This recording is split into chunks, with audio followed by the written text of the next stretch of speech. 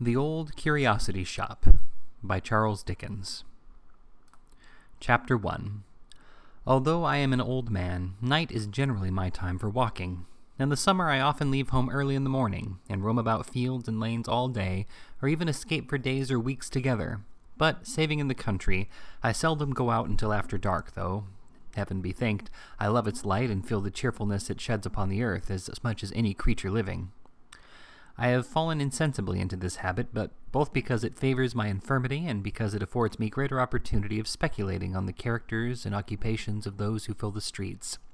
The glare and hurry of broad noon are not adapted to idle pursuits like mine. A glimpse of passing faces caught by the light of a street lamp or a shop window is often better for my purpose than their full revelation in the daylight. And if I must add the truth, night is kinder in this respect than day, which too often destroys an air-built castle at the moment of its completion, without the least ceremony or remorse. That constant pacing to and fro, that never-ending restlessness, that incessant tread of feet, wearing the rough stones smooth and glossy, is it not a wonder how the dwellers in narrow ways can bear to hear it? Think of a sick man in such a place as St. Martin's Court, listening to the footsteps, and in the midst of pain and weariness obliged, despite himself, as though it were a task he must perform, to detect the child's step from the man's, the slipshod beggar from the booted exquisite, the lounging from the busy, the dull heel of the sauntering outcast from the quick tread of an expectant pleasure-seeker. Think of the hum and noise always being present to his sense, and of the stream of life that will not stop, pouring on through all his restless dreams, as if he were condemned to lie, dead but conscious in a noisy churchyard, and had no hope of rest for centuries to come. Then, the crowds forever passing and repassing on the bridges, on those which are free of toll at least, where many stop on fine evenings, looking listlessly down upon the water with some vague idea that by and by it runs between green banks which grow wider and wider until at last it joins the broad vast sea, where some halt to rest from heavy loads and think as they look over the parapet that to smoke and lounge away one's life and lie sleeping in the sun upon a hot tarpaulin in a dull, slow, sluggish barge must be happiness unalloyed, and where some, in a very different class, pause with heavier loads than they, remembering to have heard or read in old time that drowning was not a hard death, but of all means of suicide the easiest and the best. Covent Garden Market at sunrise, too, in the spring or summer, when the fragrance of sweet flowers is in the air, overpowering even the unwholesome streams of last night's debauchery, and driving the dusky thrush, whose cage has hung outside a garret window all night long, half mad with joy. Poor bird, the only neighboring thing at all akin to the other little captives, some of whom, shrinking from the hot hands of drunken purchasers, lie drooping on the path already, while others, sodden by close contact, await the time when they shall be watered and freshened up to please more sober company, and make old clerks who pass them on their road to business wonder what has filled their breasts with visions of the country. But my present purpose is not to expatiate upon my walks. The story I am about to relate, and to which I shall recur at intervals, arose out of one of these rambles, and thus I have been led to speak of them by way of preface. One night I had roamed into the city, and was walking slowly on in my usual way, musing upon a great many things, when I was arrested by an inquiry, the purport of which did not reach me, but which seemed to be addressed to myself, and was preferred in a soft, sweet voice that struck me very pleasantly. I turned hastily round, and found at my elbow a pretty little girl, who begged to be directed to a certain street at a considerable distance, and indeed at quite another quarter of the town. "It is a very long way from here," said I, "my child." "I know that, sir," she replied timidly. "I'm afraid it is a very long way, for I came from there tonight." "Alone?" said I, in some surprise. "Oh, yes, I don't mind that, but I am a little frightened now, for I had lost my road." "And what made you ask it of me? Suppose I should tell it you wrong?" "I am sure you will not do that," said the little creature. "You are such a very old gentleman, and walk so slow yourself." I cannot describe how much I was impressed by this appeal, and the energy with which it was made, which brought a tear into the child's clear eye, and made her slight figure tremble as she looked up into my face. "Come," said I, "I'll take you there." She put her hand in mine as confidingly as if she had known me from her cradle, and we trudged away together, the little creature accommodating her pace to mine, and rather seeming to lead and take care of me, than I to be protecting her. I observed that every now and then she stole a curious look at my face, as if to make quite sure that I was not deceiving her, and that these glances, very sharp and keen they were too, seemed to increase her confidence at every repetition. For my part, my curiosity and interest were at least equal to the child's, for child she certainly was, although I thought it probable from what I could make out that her very small and delicate frame imparted a peculiar youthfulness to her appearance. Though more scantily attired than she might have been, she was dressed with perfect neatness, and betrayed no marks of poverty or neglect. "Who has sent you so far by yourself?" said I. "Someone who is very kind to me, sir." "And what have you been doing?" "That I must not tell," said the child firmly. There was something in the manner of this reply which caused me to look at the little creature with an involuntary expression of surprise, for I wondered what kind of errand it might be that occasioned her to be prepared for questioning. Her quick eye seemed to read my thoughts, for as it met mine she added that there was no harm in what she had been doing, but it was a great secret, a secret which she did not even know herself. This was said with no appearance of cunning or deceit, but with an unsuspicious frankness that bore the impress of truth. She walked on as before, growing more familiar with me as we proceeded, and talking cheerfully by the way, but she said no more about her home, beyond remarking that we were going quite a new road, and asking if it were a short one. While we were thus engaged, I revolved in my mind 100 different explanations of the riddle, and rejected them, every one. I really felt ashamed to take advantage of the ingenuousness or grateful feeling of the child for the purpose of gratifying my curiosity. I love these little people, and it is not a slight thing when they, who are so fresh from God, love us. As I had felt pleased at first by her confidence, I determined to deserve it, and to do credit to the nature which had prompted her to repose it in me. There was no reason, however, why I should refrain from seeing the person who had inconsiderately sent her to so great a distance by night and alone, and as it was not improbable that if she found herself near home she might take farewell of me and deprive me of the opportunity, I avoided the most frequented ways and took the most intricate, and thus it was not until we arrived in the street itself that she knew where we were. Clapping her hands with pleasure, and running on before me for a short distance, my little acquaintance stopped at a door, and remaining on the step till I came up and knocked at it, when I joined her. A part of this door was of glass, unprotected by any shutter, which I did not observe at first, for all was very dark and silent within, and I was anxious, as indeed the child was also, for an answer to our summons. When she had knocked twice or thrice, there was a noise, as if some person were moving inside, and at length a faint light appeared through the glass, which, as it approached very slowly, the bearer having to make his way through a great many scattered articles, enabled me to see both what kind of person it was who advanced, and what kind of place it was through which he came. It was an old man with long grey hair, whose face and figure, as he held the light above his head, and looked before him as he approached, I could plainly see. Though much altered by age, I fancied I could recognize in his spare and slender form something of that delicate mold which I had noticed in the child. Their bright blue eyes were certainly alike, but his face was so deeply furrowed and so very full of care that here all resemblance ceased. The place through which he made his way at leisure was one of those receptacles for old and curious things which seemed to crouch in odd corners of this town, and to hide their musty treasures from the public eye in jealousy and distrust. There were suits of mail standing like ghosts in armor here and there, fantastic carvings brought from monkish cloisters, rusty weapons of various kinds, distorted figures in china and wood and iron and ivory, tapestry and strange furniture that might have been designed in dreams. The haggard aspect of the little old man was wonderfully suited to the place. He might have groped among old churches and tombs and deserted houses and gathered all the spoils with his own hands. There was nothing in the whole collection but was in keeping with himself, nothing that looked older or more worn than he. As he turned the key in the lock, he surveyed me with some astonishment, which was not diminished when he looked from me to my companion.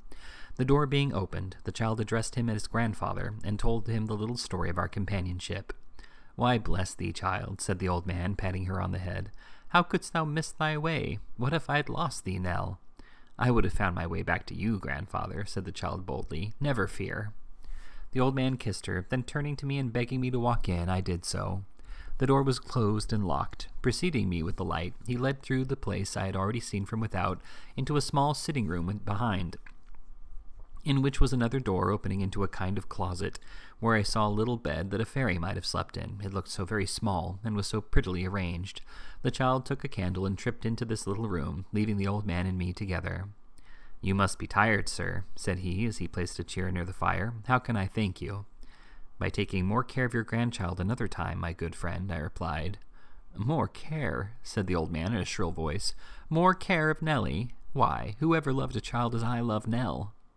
He said this with such evident surprise that I was perplexed what answer to make, and the more so because, coupled with something feeble and wandering in his manner, there were in his face marks of deep and anxious thought, which convinced me that he could not be, as I had been inclined at first to suppose, in a state of dotage or imbecility. "I don't think you consider," I began. "I don't consider," cried the old man, interrupting me. "I don't consider her. Ah, how little you know of the truth. Little Nellie, little Nellie." It would be impossible for any man, I care not what his form of speech might be, to express more affection than the dealer in curiosities did in those 4 words. I waited for him to speak again, but he rested his chin upon his hand, and shaking his head twice or thrice, fixed his eyes upon the fire. While we were thus sitting in silence, the door of the closet opened, and the child returned, her light brown hair hanging loose about her neck, and her face flushed with the haste she had made to rejoin us. She busied herself immediately in preparing supper, and while she was thus engaged, I remarked that the old man took an opportunity of observing me more closely than he had done yet. I was surprised to see that all this time everything was done by the child, and that there appeared to be no other persons but ourselves in the house. I took advantage of a moment when she was absent to venture a hint on this point, to which the old man replied that there were few grown persons as trustworthy or as careful as she. "It always grieves me," I observed, roused by what I took to be his selfishness. "It always grieves me to contemplate the initiation of children into the ways of life when they are scarcely more than infants. It checks their confidence and simplicity, 2 of the best qualities that heaven gives them, and demands that they share our sorrows before they are capable of entering into our enjoyments." "It will never check hers," said the old man, looking steadily at me. "The springs are too deep. Besides, the children of the poor know but few pleasures. Even the cheap delights of childhood must be bought and paid for." "But, forgive me for saying this, you are surely not so very poor," said I.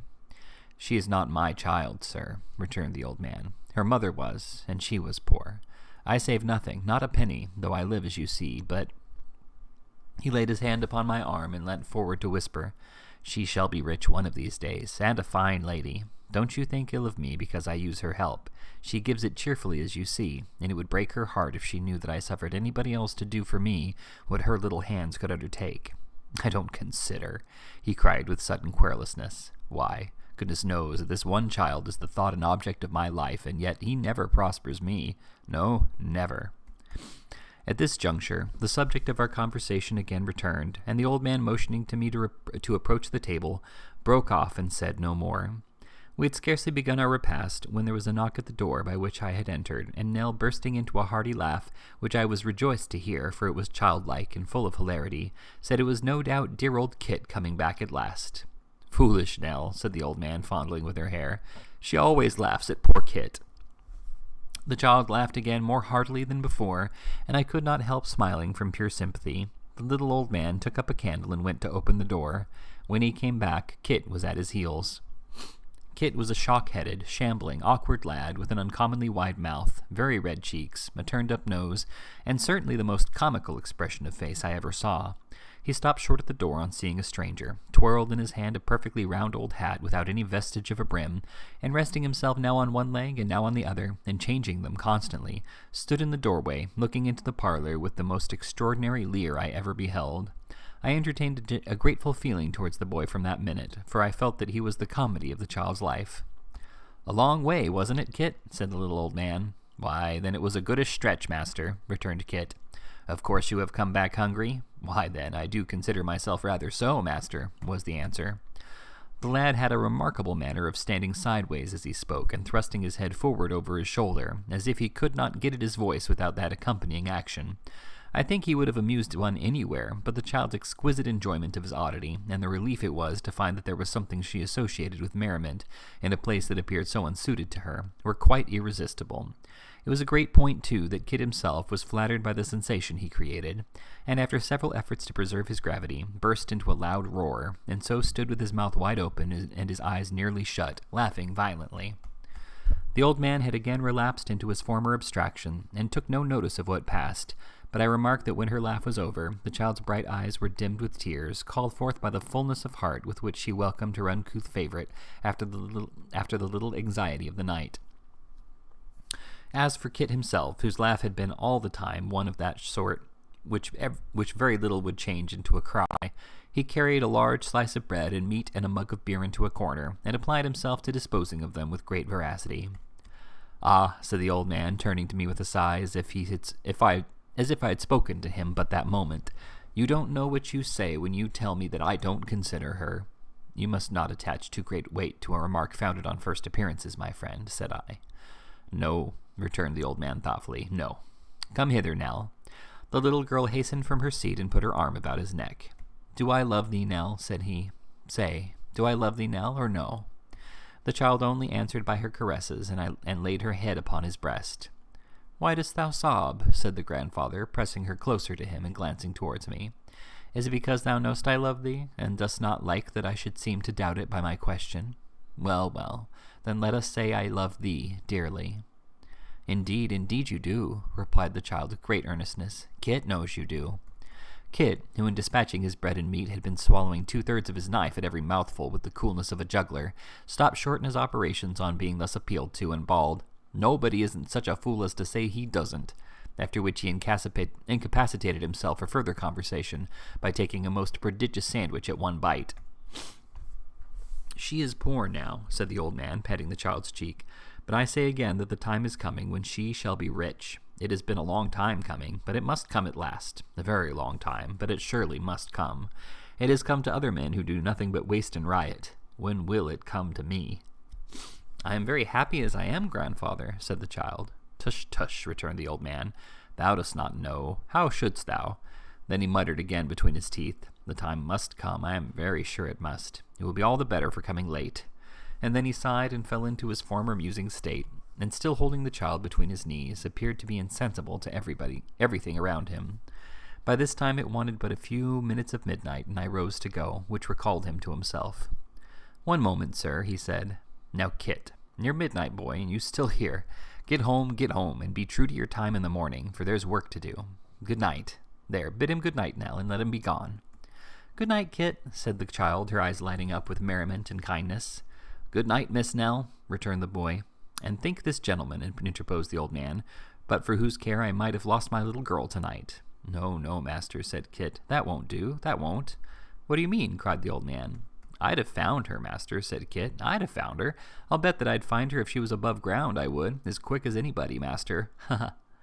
Once more opening his mouth and shutting his eyes and laughing like a stentor, Kit gradually backed to the door and roared himself out.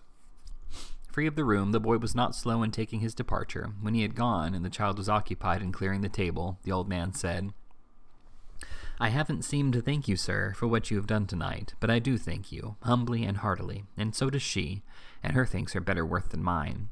I should be sorry that you went away, and then thought I was unmindful of your goodness or careless of her. I am not indeed." "I am sure of that," I said, from what I had seen. "But," I added, "may I ask you a question?" "Aye, sir," replied the old man. "What is it?"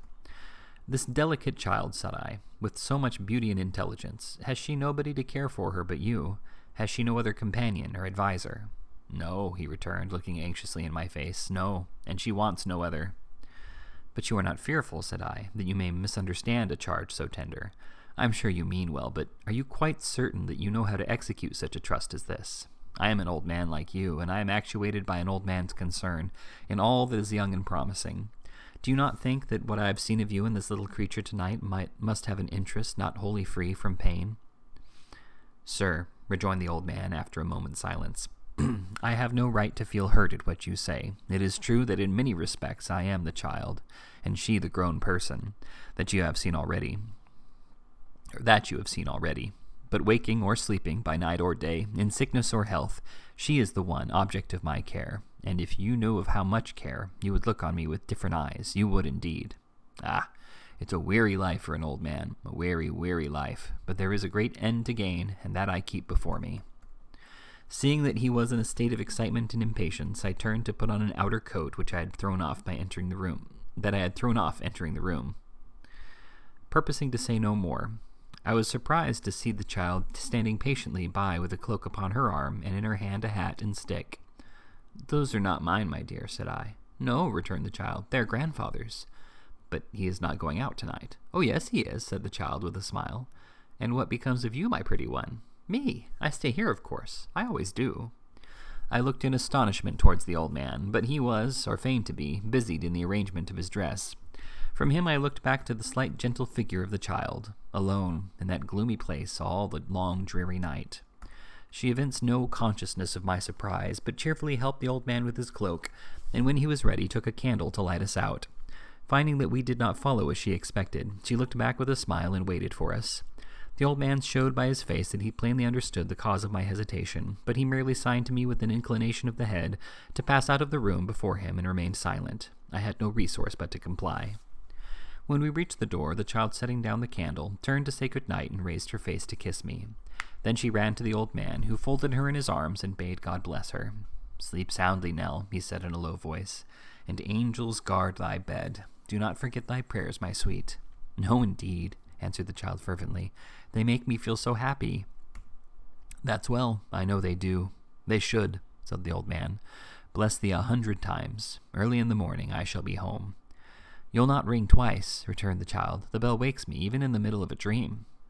With this they separated. The child opened the door, now guarded by a shutter which I had heard the boy put up before he left the house, and with another farewell whose clear and tender note I have recalled 1,000 times, held it until we had passed out. The old man paused a moment while it was gently closed and fastened on the inside, and satisfied that this was done, walked on at a slow pace. At the street corner he stopped, and regarding me with a troubled countenance, said that our ways were widely different, and that he must take his leave. I would have spoken, but summoning up more alacrity than might have been expected in one of his appearance, he hurried away. I could see that twice or thrice he looked back, as if to ascertain if I were still watching him, or perhaps to assure himself that I was not following at a distance.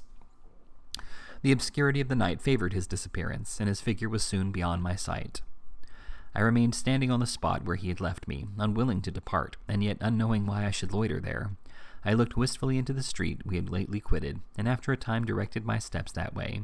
I passed and repassed the house, and stopped and listened at the door. All was dark, and silent as the grave.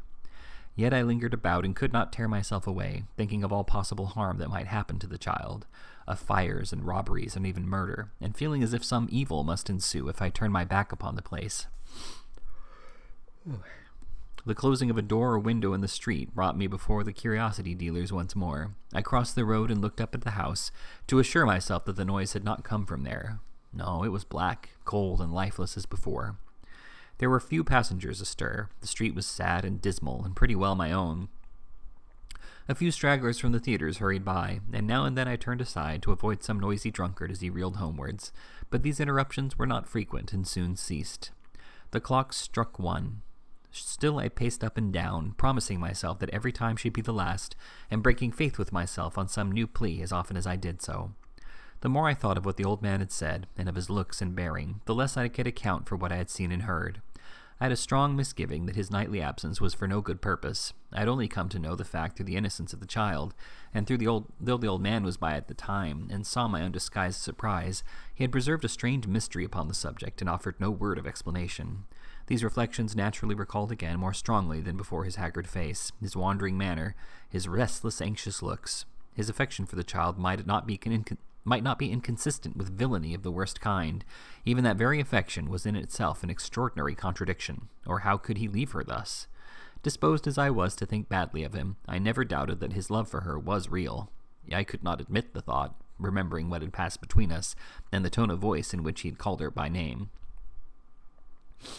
"Stay here, of course," said the child had said at my question. "I always do." "Stay here, of course," the child had said in answer to my question. "I always do." What could take him from home by night, and every night? I called up all the strange tales I had ever heard of dark and secret deeds committed in great towns, and escaping detection for a long series of years. Wild as many of these stories were, I could not find one adapted to this mystery, which only became the more impenetrable in proportion as I sought to solve it.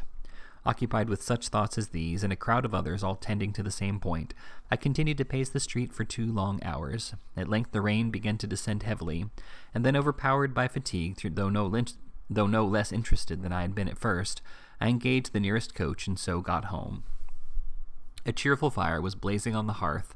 The lamp burnt brightly. My clock received me with its old familiar welcome. Everything was quiet, warm, and cheering, and in happy contrast to the gloom and darkness I had quitted. But all that night, waking or in my sleep, the same thoughts recurred and the same images retained possession of my brain. I had ever before me the old, dark, murky rooms, the gaunt suits of mail with their ghostly, silent air, the faces all awry, grinning from wood and stone, the dust and rust and worm that lives in wood, and alone in the midst of all this lumber and decay and ugly age, the beautiful child in her gentle slumber, smiling through her light and sunny dreams.